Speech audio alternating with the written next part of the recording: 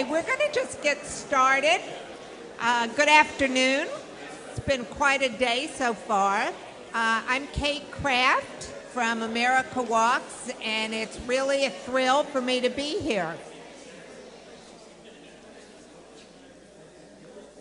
I'm particularly excited about introducing Emiko and the National Complete Streets Coalition because I remember about 2 decades ago when we were working with the Surface Transportation Policy Project, some of you may remember, and Complete Streets was this idea.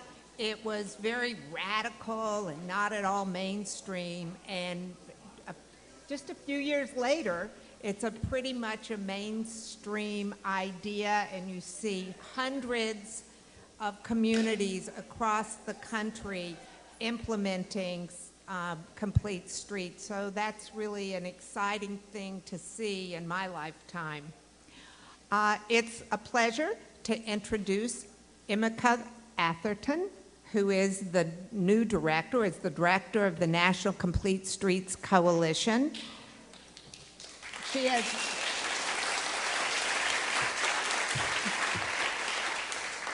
perhaps you need no introduction. I think we've got some good information she's going to share with us for the good of it and the bad of it. I think some of it's quite sad, but thank you, and we'll get to questions later. Thanks so much, Kate, and I'm going to get in front because I am very short. Thank you. Thank you all for coming after lunch, and thank you, Kate, for introducing me, and thank you all for being here, and really thank you for welcoming me. I remember when I first took over as the director of the Complete Streets Coalition, it was about 1.5 years ago, and I was talking to a friend of mine in D.C. I live in D.C., I should mention, and she grew up in Orlando. And I was talking about what I did, and we were talking about pedestrian safety, and she goes, "Oh, you're with that group."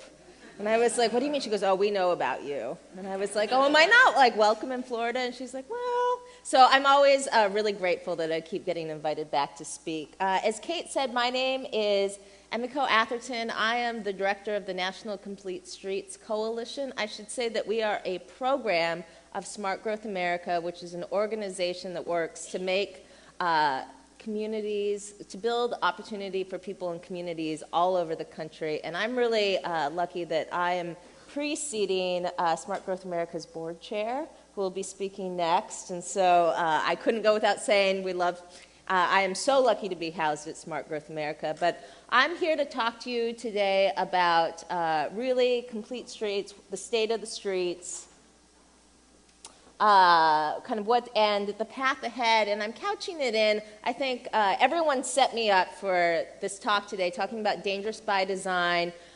There are 4 iterations of it now, and what dangerous by design is, I think it needs no introduction, but we actually just released the last report 2 weeks ago, and I'm going to go over some of our findings within that report as well, and then talk about really, this isn't just about hey, Florida's not doing that well, that's not a spoiler alert, but what can we do about it, what's going on here, because I think this summit is really a testament to the momentum and the energy and the leadership.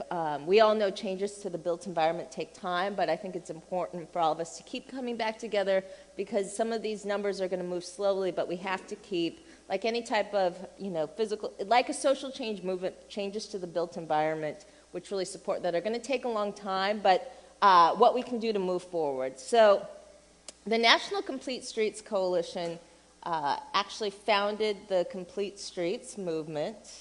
Let's see, I can do this. I think last year Barbara McCann spoke with all of you, and she was the founder of Complete Streets. We're in our 12th year, and it really was born out of this idea of we need a better way to talk about moving people in a safe way that's not just a pro-pedestrian or it's a pro-bike, but it's a pro-moving people, and it's about creating transportation networks and really about creating opportunity. So a group of people came together, I should say organizations. Barbara pulled together groups like the AARP, the American Public Transit Association, the Institute of Transportation Engineers, as well as a lot of engineering firms that are represented here today, the National Association of Realtors, to say, what can we do about this? And they came up with this idea of complete streets and formed the National Complete Streets Coalition. And so what we really do is we work in three realms. It's thought leadership, which is going out and speaking with all of you and also hearing from you and keeping advancing the movement. Technical assistance, which is a lot of the work that we do directly with communities to help them both create policies and implement policies. Some of our a prime example of our work is the work that we've done with FDOT. And then advocacy. We've worked at the federal level to really create a national framework to support safe streets for all users. And this, I think this is a real testament. And when you think about, sometimes I think it feels very lonely to be working in something that doesn't, where you feel like you're constantly making the case and you're reading really, really, depressing news articles that a lot of people are behind this. And these are the people that sit on my national steering committee and are working across the country to do this. I think I need to point at the right thing. So where are we? I mentioned we've been around for a decade, and we're at, this is amazing, we're just shy of 1,200 complete streets policies in the country. And that's at the state, the regional and local level, including Puerto Rico. So complete streets are out there. We now have a federal framework that supports complete streets. It was integrated into the FAST Act, which was signed in December of not last year, but the year before that. And we at the coalition actually now have a strategic plan that emphasizes the implementation of equity and complete streets. But we have a lot to do, and I think this is really where our focus on implementation and equity comes into play, because not only do people continue every day to be killed while walking on America's streets, actually 13 people a day are killed while walking on streets in the United States, but the people that are most represented and the people who are most at risk are the most vulnerable. We're talking about people of color, and we're talking about people over 65 and plus, and those numbers go even up more, and I'll talk more about that when you have people of color over 65 years of age and older. So Dangerous by Design came out January 10th. I don't know if those of you had a chance to, did anyone have a chance to listen to the webinar? But unfortunately, there's not a spoiler alert. Florida continues to be at the top. This report was a little bit different because we really wanted to support what we're talking about in Complete Streets. So we expanded. We've always looked at 51 MSAs, or metropolitan statistical areas, and we looked at 104 this time. We also calculated state PDIs, and I should say we use something called the PDI. It's the Pedestrian Danger Index, because we don't want to just, I think the Governor's Association just ranks pedestrian fatalities. And I think that's a start, but what it doesn't tell the story of is you're going to have states like California or cities like New York always at the top because of their population and the amount of people who walk. I mean, take a city like New York. I think we heard in the last presentation like 2/3 of people in New York City get around by subway, by transit, by bike, and by foot. But when you control for the amount of people walking, you start to get the real picture of how at risk someone is. And so we calculated that state PDI. We looked at both the relative risk of people of color and older populations and the amount they were represented. We also, for the first time, looked at income and insurance rates. And we really believe, and we continue, I think everyone in here agrees that street design plays a major factor in that. And that's really, particularly local governments, those of you, many of you who are here today, that can do the most to change, really, and address this problem. So the national trends, so we looked at, we use federal data, we use something called FARS data, it's Fatality Analysis Reporting Statistics, and then Walk to Work data to calculate these numbers. But we also just looked at absolute numbers from 2005 to 2014. I should say the overarching thing is that 46,149 people were killed while walking on America's streets in that decade, and then we can see it played out here. We're not getting better either.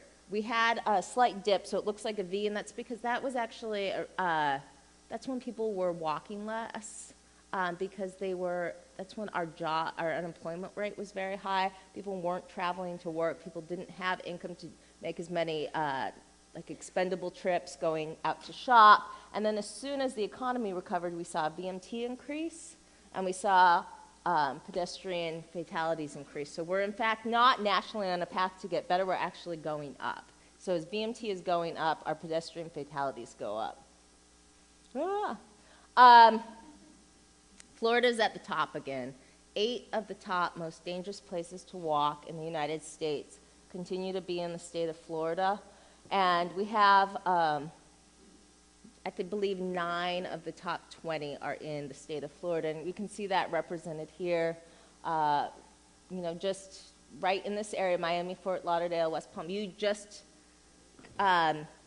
just skipped making the top 10. But that's not a great thing, and the only reason that you're not in the top 10 is because we actually expanded the number of MSAs that we looked at. We heard from Fred earlier. Jacksonville's actually didn't get any better, although it's number 4, and it used to be number 3 because we expanded the MSAs. And then statewide, the story gets even worse. You're number 1. So what this shows is the worst states to walk in. I think we can all see there's a trend everywhere, but the state of Delaware is in the south. And then the best PDIs are up in the north. And when we looked at, we compared, so we calculated state PDI for the first time, but when we looked at state PDI from the previous report in 2014, we actually saw that their state PDI increased by 8.4 points. That means overall in the state, you're actually, it's getting worse overall.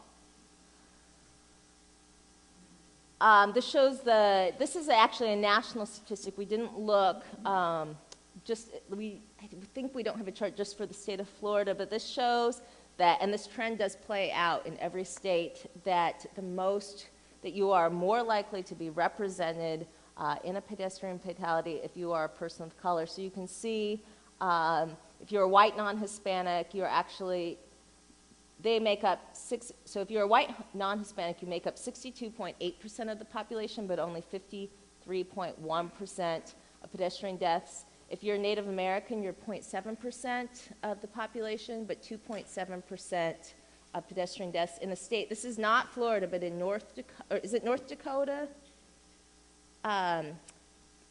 If you're Native Americans make up 5% of the population, but 38% of pedestrian fatalities. Then we calculated a national PDI. So that was the representation. This actually then controls for the amount that people walk and creates a PDI. And the reason that you do that is that people of color have the lowest, if you are a person of color, you are less likely to own a car. And so you're going to be walking more, so you're going to automatically be more at risk. But we wanted to control for that. And so when we controlled for the fact that people of color walk more, you still see that Hispanics, African Americans, and Native Americans having much higher PDI than white non-Hispanics or Asians. So this is even though we know that people of color are walking more because they have lower car ownership rates and higher transit rates, they're still more likely to be struck and killed, regardless of where you are in the country. Particularly for aging populations, this was another trend we saw. So if you're 65 years of age or older, you're 50% more likely to be killed. Then we calculated a PDI, which showed that if you are over 75, your risk for being struck doubles from if you're not. But I think this is a really interesting, this is actually not true in Florida. So one of the things that I got asked a lot is Florida's pedestrian fatality rate so high because we have a lot of seniors, people that flock here for retirement? No, you're actually right about in the middle, I think. You're around like 30. So this is actually not true in Florida. I think your likelihood of being struck and killed is the same regardless of your age in Florida, which is an interesting point because I think that starts to debunk the myth about who's getting struck and killed. It's everyone here.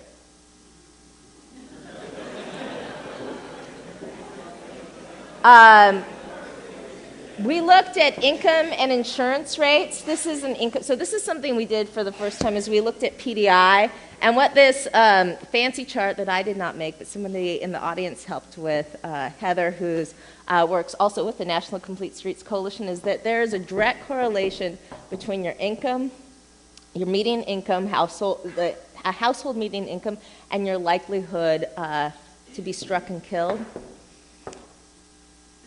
And then insurance rates. So as the percentage, so we looked at insurance rates, and if you were uninsured, if you were in a neighborhood with a high uninsurance rate, you were more likely to be struck and killed, which is terrible because then you don't have the support system and you're not, you don't have the medical insurance just to help you out if you are struck and killed. So I talked a lot about Florida. Florida's unfortunately not getting a lot better. I wanted to show, Fred previewed this, and we have new maps, but I think part of what you all are doing, and really this talk isn't just to come out and make everyone feel bad or shame you, but I hope that this is a call to action, but sometimes it takes data to really move people, and so we have these heat maps, and this is actually, this rendering doesn't show up so well when but this is actually right where we are. And what's plotted right here are each one of those people is someone that's been killed right in this neighborhood.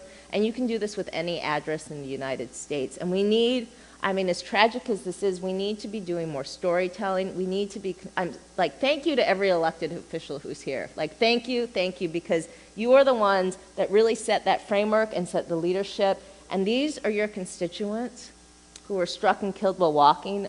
We also have a heat map, so you can start to look at patterns. And what I think is really powerful is because you live here, you can go out and actually start to look at the intersection design, look at the street design, see who's living there, talk to the people, what's going on. So we wanted to provide those tools for you. But again, this is a call to action. So I laid out the state of the streets is not good in the United States or in Florida. But I think that there is a lot of positive, this summit is a testament to the momentum going on, the 1,200 complete streets policies, the fact that, we have continued to grow as a coalition instead of shrinking. We continue to get requests every day. I have 2 people that work with me, and I think we get emails every day of people looking for resources. And it's not just one of the things that's so interesting is, I admit I come from Seattle. The city that people are like, oh, you can do that in Seattle, but you can't do that anywhere else. And I was really nervous when I first started going out because I was like, I know that I come from the area, but I also know that I never actually worked in the city of Seattle. I worked in the southern suburbs of the city of Seattle, which are very poor and have very high immigrant populations, very low English proficiency. And someone said earlier, really this is a health crisis, and this is about, we're talking a lot about what this word equity means, and we have 2 really fabulous speakers who are going to go into this, but one of the worlds that I come from is public health and health equity, and health inequities, and what's called health disparities. So essentially, I don't know if anyone's ever heard the phrase, your zip code determines, how long you're going to live. And I worked in some areas that, so I'm in King County, and this is the county known for Starbucks and Amazon and I think Adobe and lots of other big tech companies. There's a lot of money there. And up where I lived, which was by the University of Washington, while I would have this job working in the southern suburbs, we had health outcomes of Scandinavian countries, and we had incredible street design. I mean, we had the pictures you see when NACTO shows really great street design at Seattle, and you kind of roll your eyes. That's where I lived.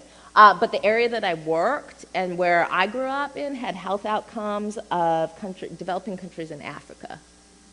And it was because not only did they have lack of access to healthy food and jobs and health care, but there were no sidewalks. We built this amazing light rail, and it went to the airport. It was downtown to the airport. And the airport's in the city called SeaTac, and I worked for years for the woman that, one of the founders of SeaTac, and so it's our first light rail, $1 billion project, and within that city, there's no sidewalks for people who actually live there to access it. It was just for the people flying in. The reason that I divert and talk about myself is that really, I think Florida faces some of the same challenges as communities in Washington State, as in places is in Maryland, which is near where I live, which is now in Washington, D.C., Virginia, Minneapolis, Wisconsin. And I think Complete Streets is a great approach to this. There's actually more Complete Streets policies in suburban areas and small towns than there are in big cities. I think the majority of them, because this is something that I think people can get behind. And so what I'm going to be talking about next is like things I really think, things that are happening in Florida and things that can happen in Florida that aren't like big city Vancouver or New York things. And it's really about moving these policies to practice. So we have 1,200 Complete Streets policies, but we actually need to realize them.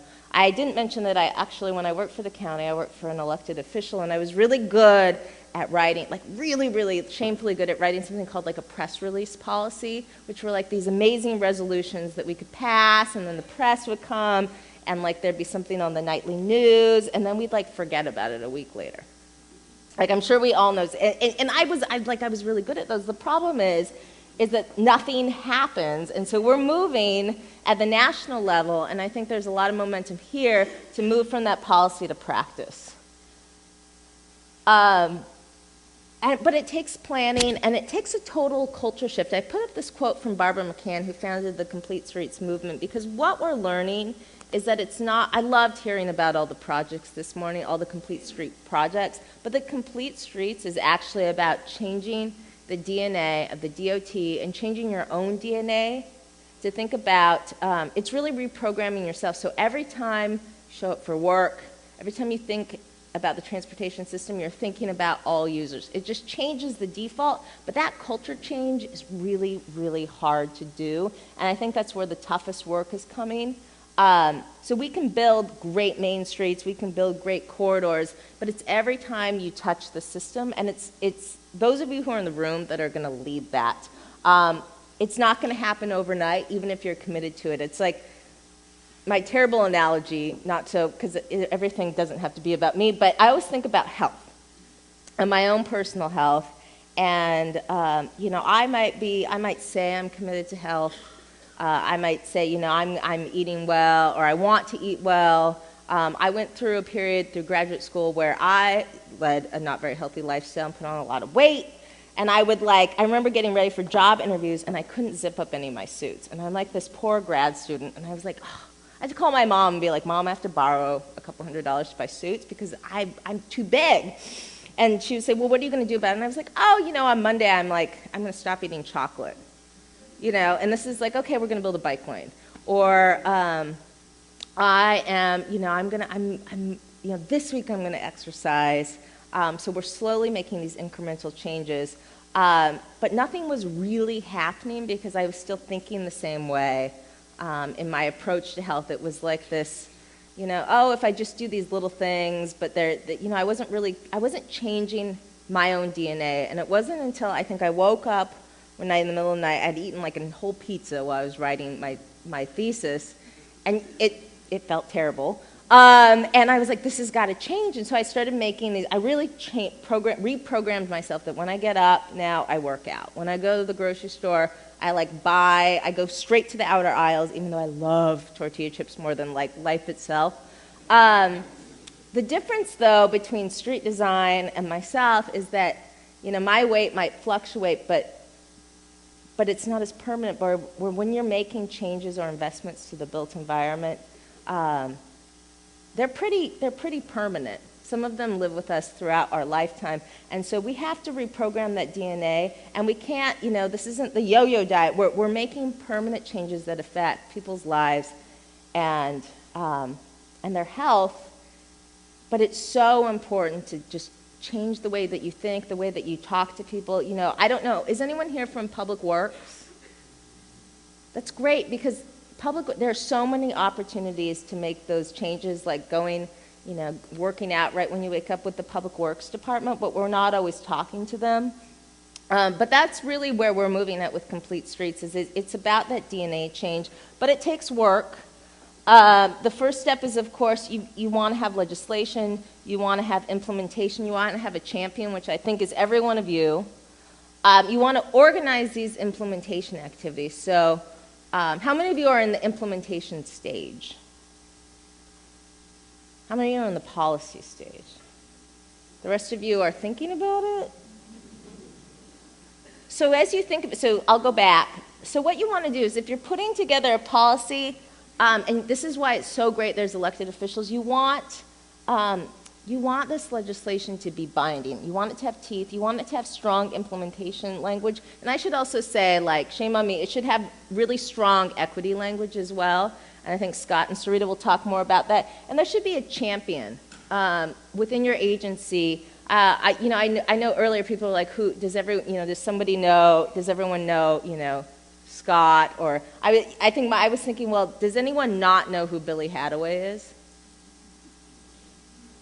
Right, everyone, so Billy Hadaway is now the Director of Transportation for the City of Orlando, but for years he was the District 1 Secretary for FDOT, and I think that the reason that you are as far as you are today as a state is because of Billy. I mean, like, he's amazing, and we still email, and he is that champion that's really, I think, moved Florida along, and we need so many more Billys. Like, except they should be named, Sam and Mary and Heather, and we've got like a Fred, and we've got Vanessa's, and we have like, all of you we need more Billys. And then as you organize your implementation activities, you need to think about, not just building those corridors or those projects, but it's about restructuring your processes, your procedures, your policies, your plans, your program. They all happen to start with P's, but it's what are your guiding documents? Like, what are the things that you refer to? Are your design guidelines working? I think, you're really, as much as, you've struggled with FDOT, I think are they in the process of updating your design guidelines now to be more supportive? Educational opportunities is key. You're not going to change, in a vacuum, and people need more tools to support each other, to be able to talk, and creating new performance measures. We all know that, what gets measured gets done. But it's not just about, I loved the presentation we heard about the Edgewater, was it Edgewater? Edgewater corridor. But one of the other things you want to start to measure, which is an interesting finding, and everyone should read like the FDOT implementation plan. It's very readable. It's great. But one of the things that we learned with the FDOT work is that it's not just about measuring project performance, but like if you're a manager in this room, how are you managing? This goes into this DNA change. How are you actually evaluating employees? And is it based on delivering projects on time and under budget, or is it based on, is it based on, a vehicle level of service and how they're doing with that? But it's getting into, what are we asking people to do? How are we measuring our employees' performance? How are we measuring our agency's performance? And having performance measures that reflect your values around safety, about accommodating all users, around serving all people, but maybe those most vulnerable. So think about those as you're creating. So getting outside of that box. I know we have some public health people here today. Anyone raise their? We've got we should have more next year.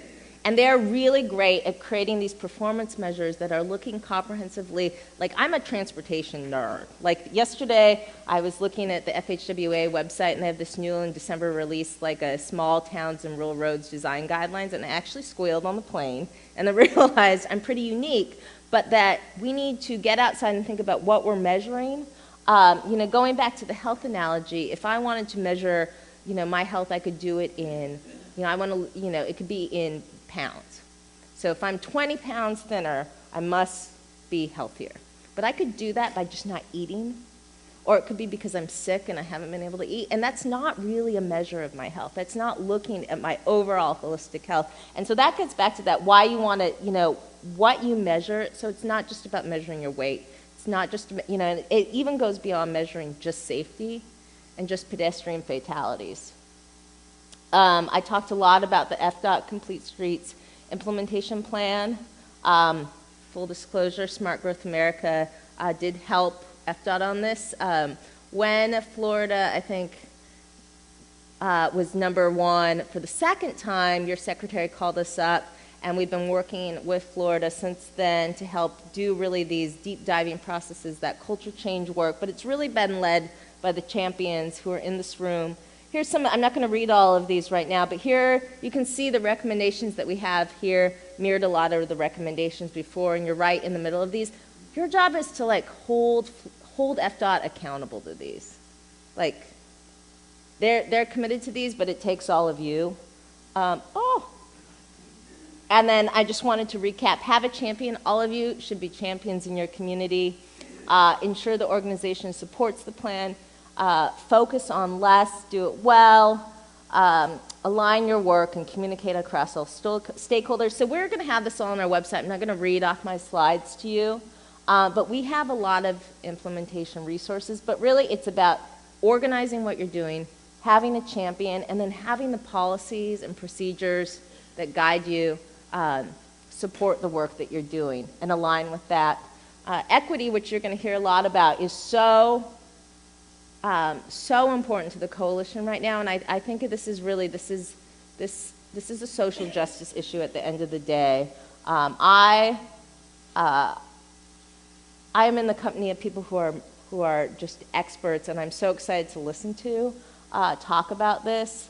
But some of the strategies that I want to suggest is, so we're moving into this policy development, this implementation, but you don't want to do this in a vacuum, because the way those numbers are really going to shift, particularly among people of color and older adults, is to actually engage them. And I would say meet people where they are. And I think that phrase could mean a lot, but it's both meeting people with messages that resonate to them, but actually physically, like many of us are engineers and planners, I work for the government, like getting out of our offices, getting out of like the public meeting model. I think that, you know, the 3 p.m. on a Tuesday afternoon model, and going into communities, like use those heat maps to figure out where the most dangerous intersections are, and going to talking to people and really getting their input. Like, this is where we're really going to see change. Using the data, so the heat maps, partnering with public health, and then focus on providing access and opportunity. I don't remember who talked about this morning, but it's about building a network. So having one corridor is a great start, but really, Complete Streets is about building overall networks, because you're trying to access opportunity. It's really great if you have a great multimodal corridor in your downtown, but if I can't access it because I live in a community where it's not safe for me to walk to the bus, it's pretty meaningless. So these are recommendations as we move into this more implementation and equity stage at the coalition that we feel is so critical to actually having the movement realized. As a little plug for us, yesterday we announced our first webinar series of the year. We'll be having monthly webinar series that all focus on implementation and equity. And the first one happens to do with the fourth bullet. We're going to hear from the American Public Heart Association, the American Public Health Association, who are both on my steering committee, to talk about the role of public health in Complete Streets. And then I'm just going to add with, again, I know I live in Washington, D.C., and then I'm from Seattle, but that Florida faces some of the same changes as the rest of the country, and that really when rubber meets the road, here are the main things that we're seeing, kind of the barriers to Complete Streets. So exceptions and enforcement. So I happen to be in an unnamed part of the middle of your state, doing some of this implementation work, and we were talking about why it's such a challenge. And one of the things that came up is that most of the city councils were giving exceptions to developers. So they had these amazing Complete Streets policies, but that exceptions, like they were just waiving all of these so nothing was happening. Knowing where to start with infrastructure. So again, I do believe you're trying to build a multimodal transportation network, but you have to start with it. You know, if you don't know where to start, do start with a project that's going to get visibility, that's going to address equity needs, and you can do really well, because I think doing something well the first time is going to make people want it. Like, people will not want it, and they'll be like, why are you doing this? And then you can do it in another neighborhood, and then everybody will want it. The internal and external cultural barriers, so this has to do with that DNA change, but also getting people to talk more. You know I've worked in both the advocacy world, like the external, those people that show up at public meetings, you know, the people that show up at every public meeting, I've done that. And then the people, I've been in the government and like dreaded going to the public meetings because the same people are always there. And then I realized what actually needs, you know, it's like I actually knew the birthdays of some of our like most vocal constituents by the end of my time at King County. I was like, oh, how's your granddaughter? This and that. But the problem was that was a good thing and a bad thing because we didn't have enough people coming through, and it wasn't until we started to get out into the community. So your role is to really break down those cultural barriers, not having the fight up front. So this means, I think, what I've seen is, I mentioned we have 1,200 complete streets policies, but only a handful of those are really getting implemented because I think a lot of them, people wanted to have a really great kind of policy that everyone could get behind, and we didn't have the fight, they didn't have the fight up front about making it a really good policy that has teeth and is going to hold people's feet to the fire. Like, it's okay to really advocate up front when you're doing that. Like, don't compromise, because what's going to happen is the policy's not going to go anywhere. Undermining goals, this goes to exceptions. This goes to both exceptions with developers, but exceptions within your agencies, measuring the right things, making your elected officials accountable. Now, none of them who are here today, none of you who are here can say you don't know. Updating your design lines, and then what to get right. So figuring out, you know, what are the small things you can do first to build community support. And moving forward, just a reminder, change to the built environment takes time. I talked about that. So don't get discouraged, but you are on the right path. It's about focusing on culture, processes, and procedural change, and prioritizing the most vulnerable and underserved. And just remind you, are all challenges. So this is a call to action, I think, to ask all of you to continue to be champions within your community. So thank you. Oh, and we have, again, I work for Smart Growth America, and we have a ton of really great resources, so you're not alone. That's what I should have said. You're not alone, and we have resources to support you. This is something that we really pride ourselves on. These are all free, and so please use them. And now, really, thank you.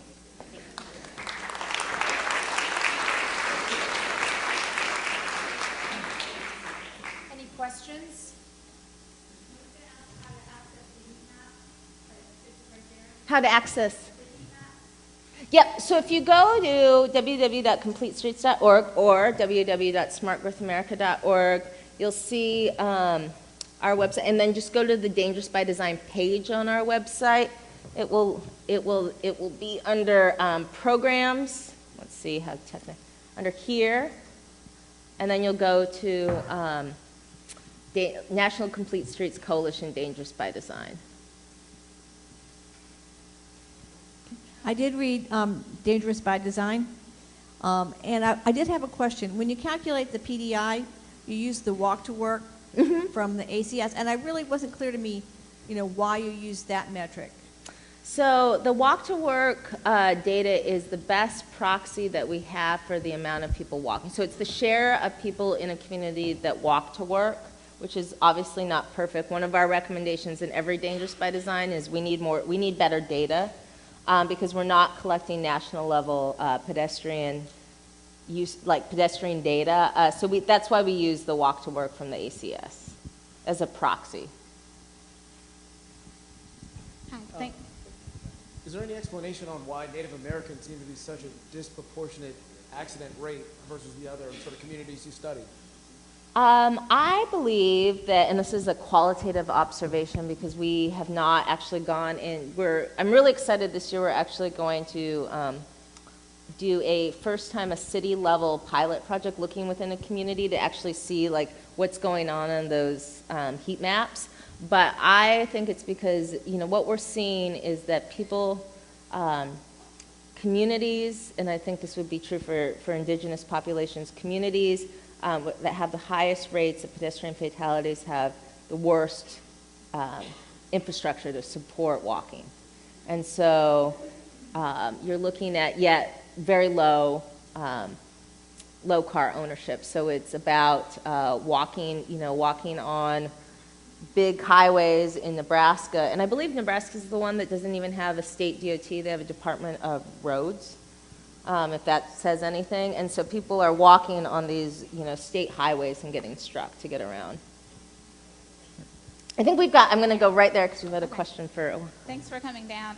So I have a question and a comment. So looking at the map of the United States and where the highest PDIs were versus the lowest, it looks like there's a trend in the southern states.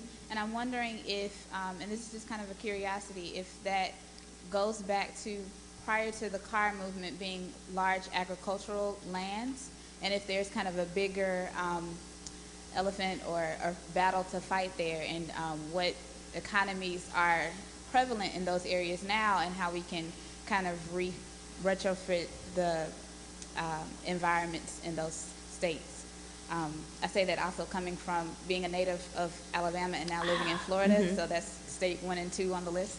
And then my other question was, you previously had in the Dangerous by Design guideline 51, I believe, MSAs, and now it expanded to 104. I was wondering if there was any particular reason why that expansion, and if you plan on expanding to more MSAs. So I'll answer your first question was, why did we expand the MSAs? I think because when we looked at the top 50, this could almost go into, so our metropolitan areas, particularly the largest ones, are becoming more and more unaffordable to live in. I was having a conversation with somebody actually right before this started about how all these major metropolitan areas are really unaffordable. Like the rents are crazy. Like I live in somewhere that's probably smaller than the Stage, and like I could sometimes I should sell an arm for like a month's rent. It's so expensive because I live in the kind of the middle of DC. And so we're only capturing a certain segment of the population, and we're just looking at the top 50 MSA. So we wanted to be able to expand that because we see more and more people who are moving to mid-sized cities, particularly those who are being pushed out. So not only are they just being pushed out of, people used to live in cities and now they're getting pushed out of their city, but they're actually totally relocating to different areas that are more affordable.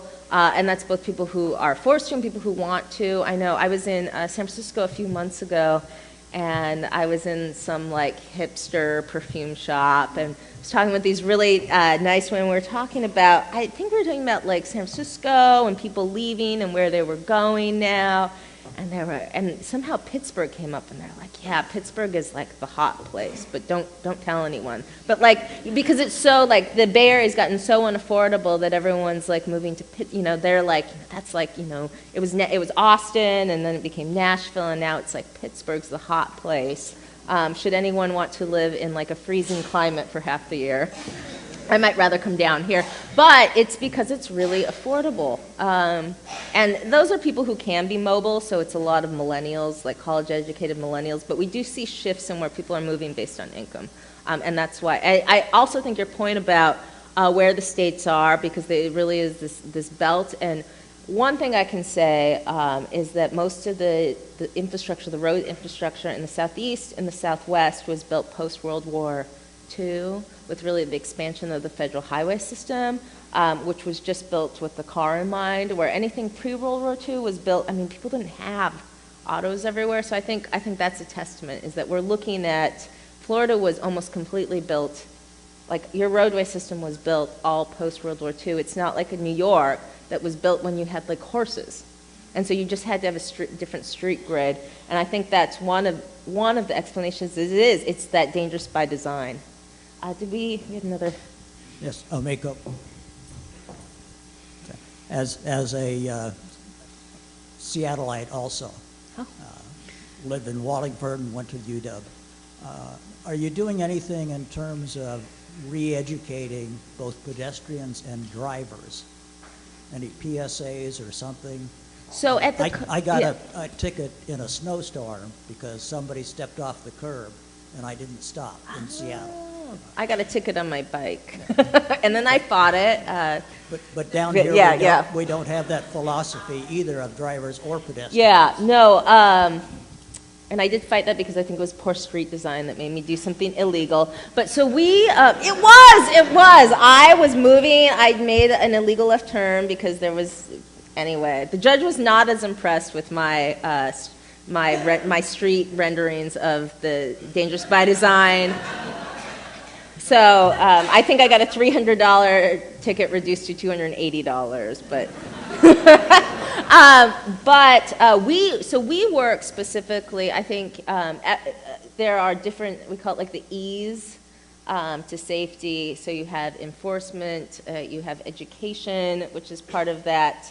You have, I think in Florida now, you have emergency medical services. So they're bringing EMS. And then they have engineering. We really work in the engineering space, and that's not just because we want to be in a silo, but because I think there is always, an educational component. There's educating drivers, there's educating pedestrians, but really, so much of what we do is dictated by the built environment, by the world around us, and people are going to, it's kind of that psychological. If you're an engineer or planner, you might know, like, one of the reasons that you want to narrow a travel lane is because or you want to build like trees, is because that psychologically you're going to slow down, even though, so you can change the speed limit. You can go from like 50 to 25, which is supposed to increase the safety, but people are going to respond more to a narrowing of lane and some trees on the side than they are to the actual law. And so that's the world that we work in, is really people interact with the built-in, is that how do you essentially make things safe by design? There are really great groups, though, that are doing education. I think that's some that are doing enforcement. You look at the Vision Zero Network. There are other groups. We have Kraft America Walks. They do some education. But we really, I think part of the problem is we've been putting a lot of the responsibility on pedestrians. And I think we fundamentally don't. We think that it's that pedestrians should be the least at fault. They're using a system that, like, if you're in Florida, I think 50% of your fatalities, or at least your injuries, happen at mid-block crossings in Florida, and it's because you'd have to walk a mile across the street. And so why, it's not like, why are we educating people on like crossing the street when it's not realistic to walk a mile in this heat, and with the health, when you're also dealing with, I forgot because I couldn't add a slide, how important health is to all this. I think Fred said, this is a public health crisis, the safety thing, but this is also a public health crisis when it comes to chronic disease and obesity. I had looked at some numbers right before I started this, and I was wondering, so one of the things that we say is, people aren't going to move. This is a huge crisis in America. People are going to move if they don't have anywhere to move. You're not going to walk you're not going to go for a walk outside if you don't have a sidewalk. In these 3 counties, you have about 20, depending on the county, 24% of your population is obese. And those numbers are mirrored in the lack of physical activity. So a quarter of the population in this area is obese, and a quarter of those, the same quarter, are rated to physical. It's mirrored with physical activity. And I think that's because we don't have the street design that supports that.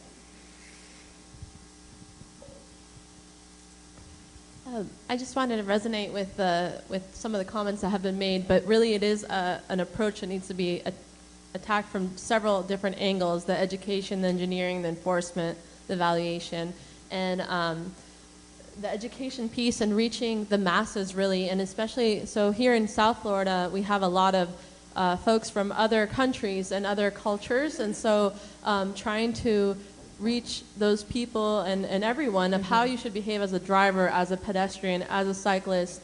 And going back to the comment about the Native Americans, having lived in a state with a lot of Native Americans in Alaska, we had the issue in our city that we would have Native Americans come to the city, and they come from cities or towns that don't have cars. So they're really, again, the education. they don't know how to behave around, or some of the issues we had where they didn't know how to behave in the type of design that we had, you know? So I think just that's kind of a similarity with here in South Florida. Sometimes it's a cultural thing too, and it's all groups, educating everyone. So that's a challenge, and trying to reach everyone to be, you know, but design can help, and enforcement helps to educate as well. I think that's right on, and you know, particularly in a diverse community like South Florida, it's about, you know, being like making sure that you're communicating in the right languages, but also again going back and meeting people where they are.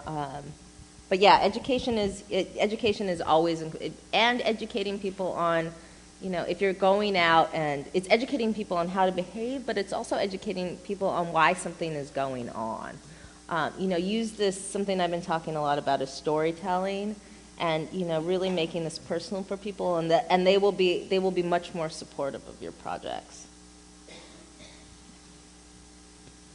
Are there any design elements that could be used to do something with people turning right on red so rapidly? People used to at least slow down. Now they don't even slow down. It's just zoom around the corner.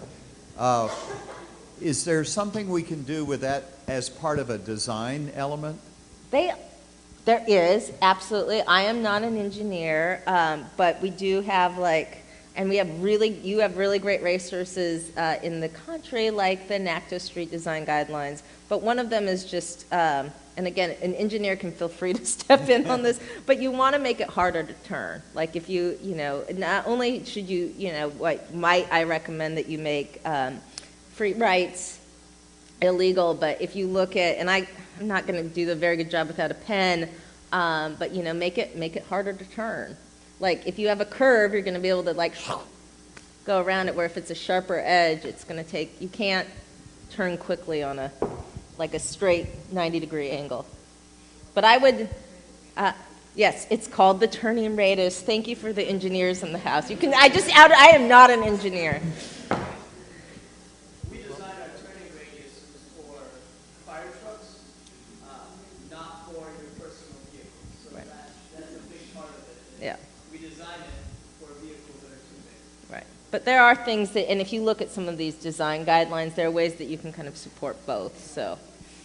Well, on that sense, I think it's more a matter of education for the driver as well as for the pedestrians.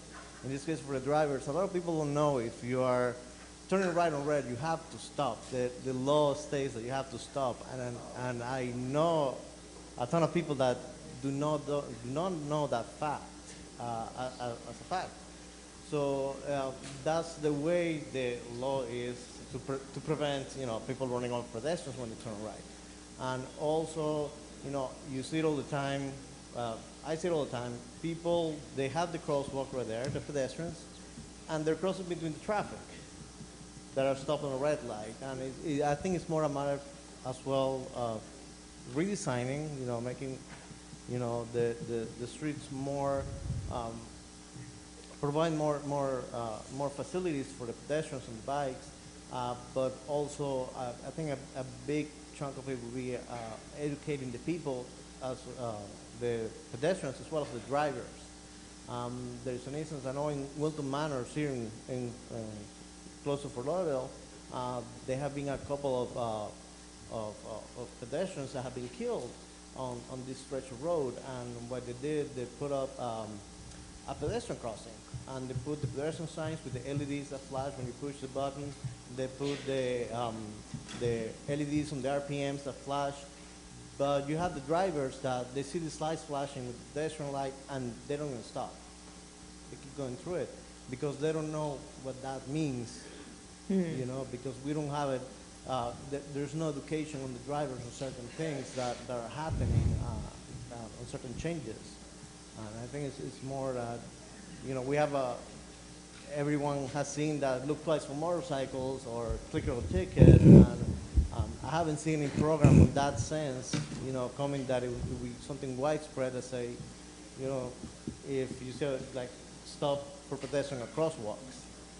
Great. And there's nothing so widespread as those type of programs. So are there any programs that are coming out on that sense? That would be I think something- that you could talk to Trenda McPherson, who is the bicycle and pedestrian safety coordinator for Florida, and I can give you her information. 'Cause We I have think- time for one more question, Sorry, this we've got gentleman one, over and I here, know he's and then been we have asking- to break. As advocates, these worst rankings really help us, spread the message that we care about. But at the same time, we know that we have a lot of people that visit down here, a high percent. We have a low number of people who walk to work. And so in order to make it so that New York isn't always at the top of the list, because it's probably got a lot higher raw number than Fort Myers, Cape Coral. Right. You've created this index. Are you open to improving the methodology that might help account for, the population that isn't working, the retired people, the visitors, the seasonal residents, and in some way level it out so that it isn't always going to be Florida that's number one? I am always open. I do think that it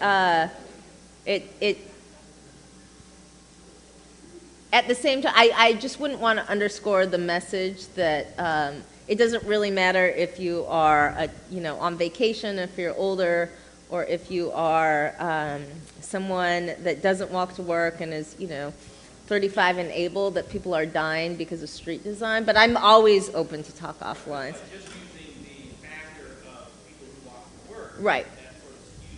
Right, and I think in order to change that, you need to be able to look at more of a. The problem is there's not a standardized way to collect that data right now, and so when we do this city level project, we'll be able to dig a lot more deep in and hopefully create a model so people can take what we've done and do it within their own city. Because I think you're right, but there's no national data on that for us to use that would be statistically reliable and significant. So thank you. Emiko Atherton, ladies and gentlemen.